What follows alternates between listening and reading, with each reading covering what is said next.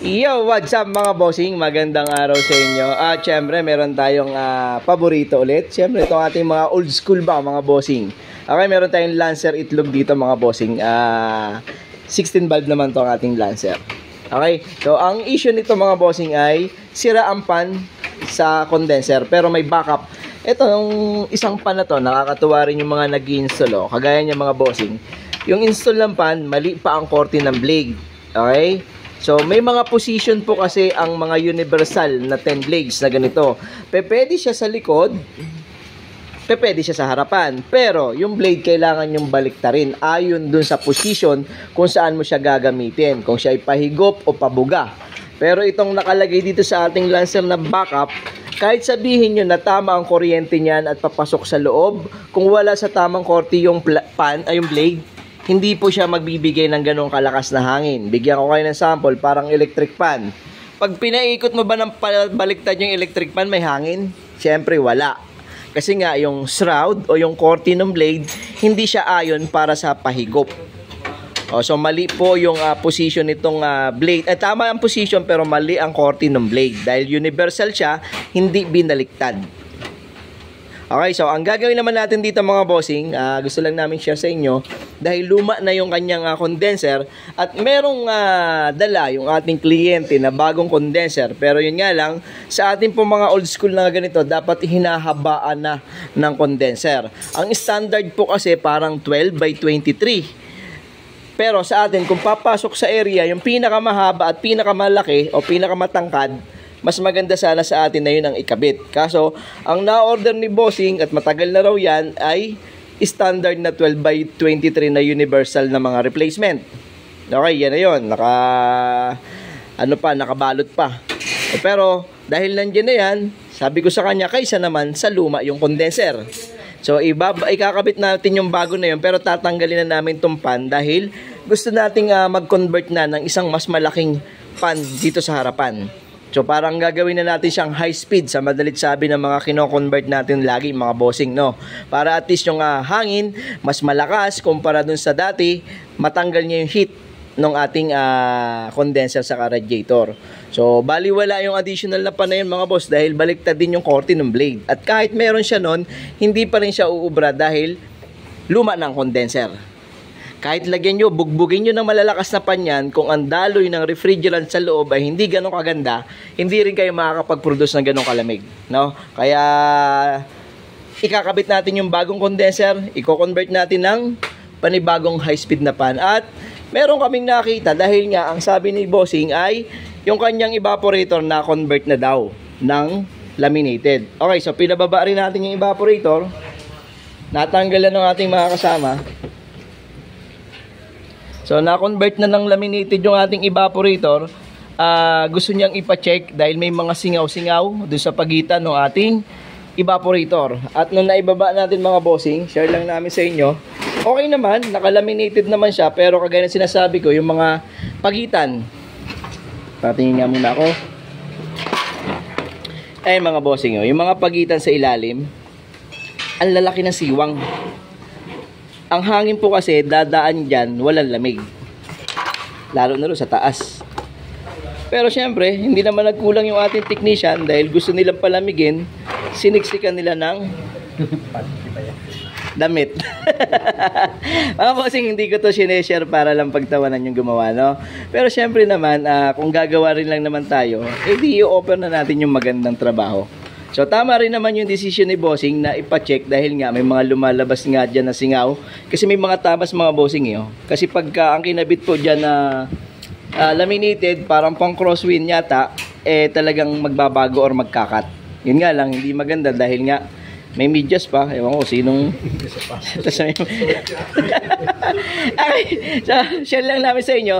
Ang trabaho naman gagawin natin dito, syempre, i-correct natin yung ginawa ng ating ibang technician. Baka medyo kulang lang sa konting experience yung ating gumawa dito, kaya tayo na magko-correct. Okay, so, tayo na mag-aayos niyan. Pero, yan yung mga nakita natin mga bossing, no? Ayun yung pan natin, yan yung i-convert natin. Nandiyan din yung radiator niya. Kaya lalakasan na natin yan ng panibagong hangin o ng pan natin mga bossing. O shoutout sa may mga Lancer mga bossing meron din naman tayong ganito. Malamig yung aircon nito. Meron tayong GLXI ata at saka yung 12 valve. Pero medyo matagal na yon. Pero malamig aircon ng mga ganito basta tama ang pagkakagawa. Ito, andito yung ating condenser. Natanggal na natin sa...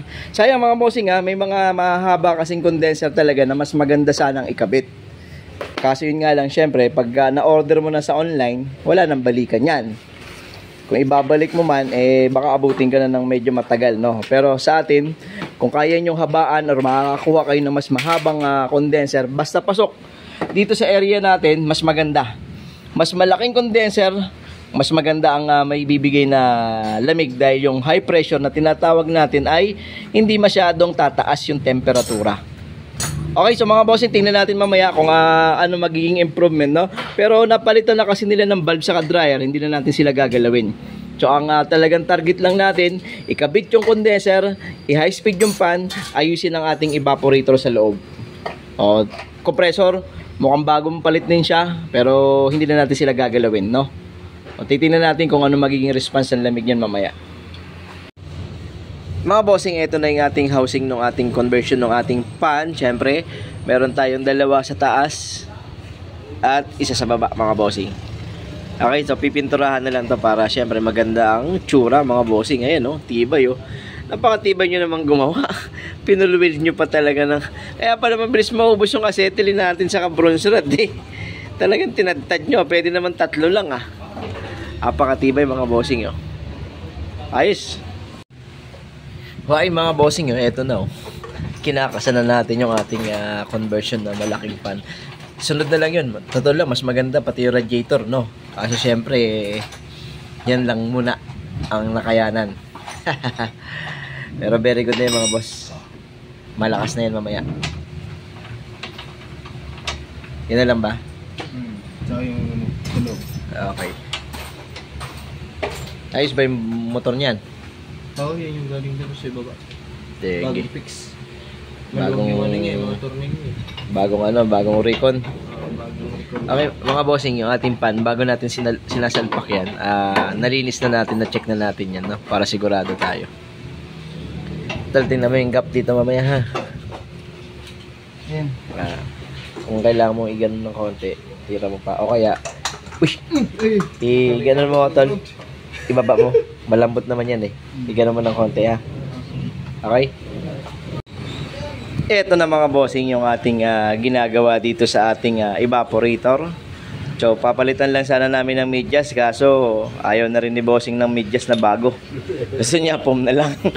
Kaya nilagyan na natin yung mga bossing, lahat ng mga gilid, at yan naman yung pinakang dapat at tama. Ayun, para walang singaw yung ating gilid ng evaporator, mga boss. Kasi itong pinakang labas, para pag inipit, wala ring lalabas na hangin dyan. Okay, very good. Mga bossing, inaayos na rin natin yung ating electrical. Kasi ito palang main pan natin, mga bossing, hindi nakasabay sa aircon. Kung ganito yung setup ng inyong mga pan, mga bossing, tapos wala namang backup sa harapan dito, ang urig po talaga ng mga ganito, dapat pag nag-load ng aircon, dalawa siya gagana. Hindi yung isa lang na nandun naka-design kay condenser. Kung sinasabi nila na naka-design kay condenser. Pag ganyan kahaba ang radiator, dapat yan, pag nag-on ang aircon, sabay silang dalawang gagana. Pag hindi naka-aircon, uminit ang makina, gagana mag-isa tong ating radiator fan. So ngayon lilinyahan na lang namin ng relay para pag on ng ating compressor, sasabay itong ating radiator fan. Kasi hindi nga siya nakasabay. Mahaba ang condenser, mga bossing. Hindi pa pwedeng kalahati lang ang gagana nung ating pan na yun, or kalahati lang ang malalamigan nung ating pan. Kaya kailangan itong isa, lagyan natin ng relay para sumabay. Okay, may mga dating linya, pero yung linya kasi dati ay hindi na rin ganun ganda yung wiring. Kaya maglalagay na lang kami ng panibagong wire at saka relay. Okay mga bossing, ayos na yung ating electrical at gumagana na yung dalawa. Isa sa radiator, isa sa ating condenser. Paki-off mo ang aircon mo nga, brother. Patay aircon. Patay aircon. Okay, patay yung dalawa.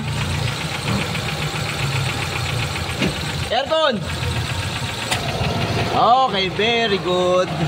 Okay mga bossing, good na yung ating fan. Ang tetestingin na lang naman natin mamaya ay pag hindi naka-aircon, kailangan magbo-blow yung ating main o yung radiator fan. Okay? So very good na. Kung meron kayong ganitong setup ng mahabang radiator, mahabang condenser, tapos yung isa nakasabay lang sa aircon at yung isa nakasabay sa makina, ipasabay nyo po sa aircon. Kasi kawawa yung ating aircon pag hindi mahanginan yung kabila. Okay, hindi po yan aksaya sa kuryente at hindi po aksaya sa fan. Yan yung tama. Kasi dapat pag nag-aircon, dalawa yan, gagana. Kung separate ang radiator ng condenser at condenser, pwedeng hiwalay, kagaya ng mga Honda Civic, mga bossing. Isa yung sa radiator, walang pakialam yung sa aircon. Pero yung iba na mga naghahaba ng radiator ng condenser at walang backup sa harapan na fan, sinasabay din po yung isang main na radiator fan, no? Pero to mahaba, so dalawa sila dapat gagana. Hindi na natin muna sinabay yung isa na gano'n na fan kasi nga kulang ang pondo. Sabi ko pagka bumigay na yung kabila, saka na lang i-convert ng panibagong high speed na fan. Okay, tingnan nyo yung reading mga bossing, oh. Yung baba 150 high side, then 20, 25, 26 hanggang 28 yung low side. Very good.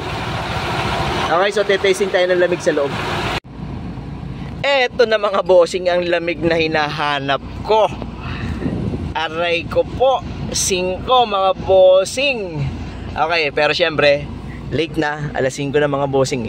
So 5 din na nakuha, kaya 5 din yun. Pero hindi mga boss, late na tayo, alas 5 na. Pero yung reading ng ating gauge at ang lamig na nakuha dito, palagay ko mga bossing kahit tanghali yan, perfect yan. Okay? Yun nga lang, pagka ganito nagmumuis na yung salamin, kalaban naman yan pagka medyo umuulan. Dito po kasi yan sa labasan ng hangin na yan.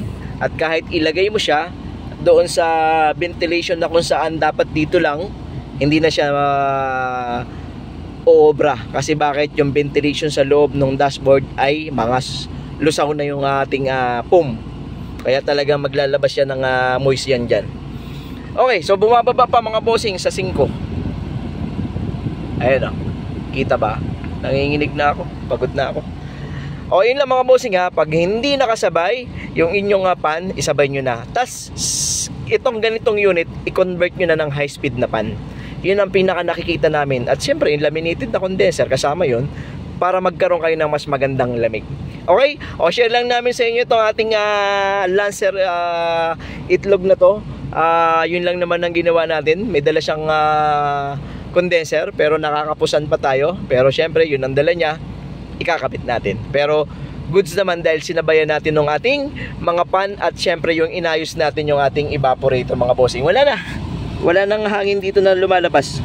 Kasi ang reklamo ng ating kliyente, lumalabas daw dito yung hangin. Tapos sinaksakan lang ng medyas at saka ewan ko kung panty ba yun or short ng bata, no? So shoutout sa nagawa nito. Okay, so wag mo nang ulitin. Medyas, wag mo nang gamitin yung medyas, iba naman, para at least medyo mas maganda. Okay mga bossing, maraming salamat syempre at papatasting natin sa tanghali itong ating Lancer na to. Okay, ayun lang oh. Ingat lagi mga boss at syempre God bless sa ating lahat. Thank you.